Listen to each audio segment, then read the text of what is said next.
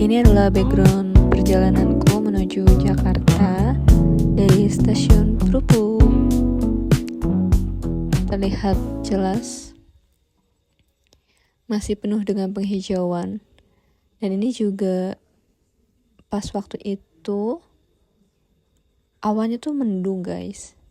Tapi kelihatan seperti dia tuh kayak punya motif gitu ya. Keren sih. Jadi si awannya itu kayak masih ngeliatin ada cahaya di belakangnya gitu. Jadi keindahan Tuhan mana lagi yang kau dustakan, Afi? Sebagus itu. Oh ya, aku lupa, kita belum opening session buat channel ini. Jadi selamat pagi, selamat siang, selamat sore, dan selamat malam semuanya. Balik lagi di Afifah Syata Channel. Oke teman-teman, hari ini aku mau sharing mengenai beberapa hal. Waktu itu, ini aku pakai kereta Progo dari stasiun Krupuk ke stasiun Pasar Senen. Jadi aku berangkat jam 5 dari stasiun Krupuk, sampai Senen itu jam 9-an.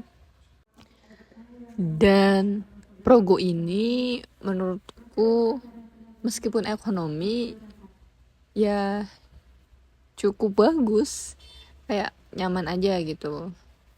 Meskipun ya banyak yang itu sih, banyak yang suka juga. Pas waktu itu aku juga udah rame banget dan banyak kayak anak study tour gitu. Jadi pas waktu itu emang beneran rame banget. Tapi emang Progo ini nyaman sih.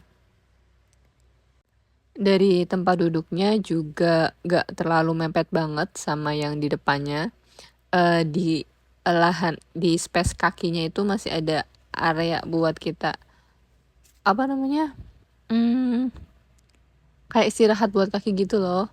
Ya, terus AC-nya juga kerasa. Dan di Progo ini pas waktu itu aku pertama pakai Progo, kayak culture shock. Itu loh, kayak si pintunya itu udah berubah sistemnya, nggak manual gitu, kita geret. Jadi ada tombol buat nekennya aja, jadi kita nggak perlu geret-geret gitu lagi gitu si pintunya buat buka. Dan aku beruntung banget bisa berangkat pakai Progo dan pas jam 5, karena aku bisa ngelihat pemandangan dari kereta ini, pemandangan yang seindah ini gitu. Bicara mengenai kereta dan stasiunnya serta pemandangan yang kita dapat saat menggunakan kereta, aku jadi teringat salah satu mata kuliahku dulu, yaitu perencanaan ruang publik. Itu adalah salah satu mata kuliah yang ada di jurusan arsitektur, tapi itu juga based on universitas kita masing-masing ya guys. Dan di Unifku dia ada mata kuliah ini. Dan di mata kuliah ini tuh kita dikasih tahu how to design the public space, and we get the information that the public space have, when we design the public space, it should have 3 principles such as function, aesthetically, and then sustainability. But actually there is more. Maybe you can find in some of journal or some of the article. Untuk mata kuliah ini tuh jadi ada beberapa prinsip yang harus kita butuhin dalam mendesain sebuah ruang publik. Seperti tadi yang aku sebutin, fungsinya, keindahannya, terus bagaimana jangka panjangnya, dan bagaimana konektivitas dengan lingkungannya, terus bagaimana itu bisa encourage untuk semua community gitu. Jadi si public space ini juga bisa difungsikan untuk emang seharusnya difungsikan buat beberapa penggunaan ya. Dan bagian yang paling aku suka mengenai public space design ini itu saat kita ngedesain dan kita memilih material-material apa aja yang bakal digunain, bagaimana penataan warnanya, akankah itu mempengaruhi well-being dari si public space ini gitu. Terus bagaimana pemilihan itu bakal mempengaruhi interaksi sosial dari penggunaan public space ini gitu.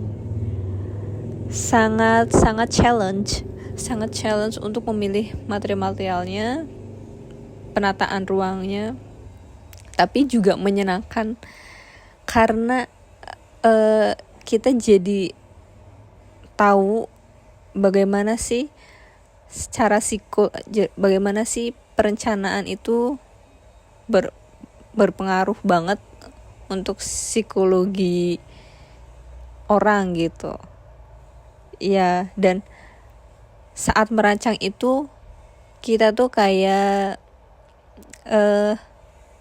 banyak banget wawasan yang harus kita tahu dalam merancang sebuah ruang umum gitu, ruang publik gitu ya. Itu sih kalau ya banyak suka dukanya lah saat perencanaan ruang publik itu gitu. Tapi ya banyak menyenangkannya juga karena kita juga suka kan dengan hal-hal arsitektur itu gitu. Jadi untuk summary aja, di mata kuliah Public Space Design ini kita itu ditugaskan untuk mendesain sebuah ruang publik. Tapi sebelum mendesain itu kita diwajibkan tahu bagaimana regulasi yang ada di wilayah tersebut, wilayah yang akan kita desain public space-nya. Jadi regulasi itu juga ngaruh banget nantinya ke result desain kita, ke outputnya. Bagaimana koefisien dasar hijau yang diwajibkan di daerah tersebut, dan bagaimana bangunan-bangunan apa aja yang bisa dibangun di area tersebut gitu. Ya, jadi kita harus wajib tahu regulasinya. Terus kita tahu bagaimana penataannya gitu. Kita tahu fungsinya itu untuk apa sehingga kita tidak salah desain gitu.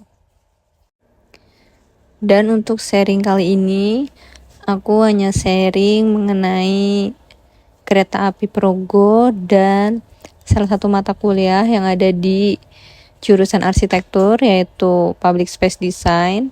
Semoga bermanfaat buat kalian dan jangan lupa tonton video-videoku yang lainnya.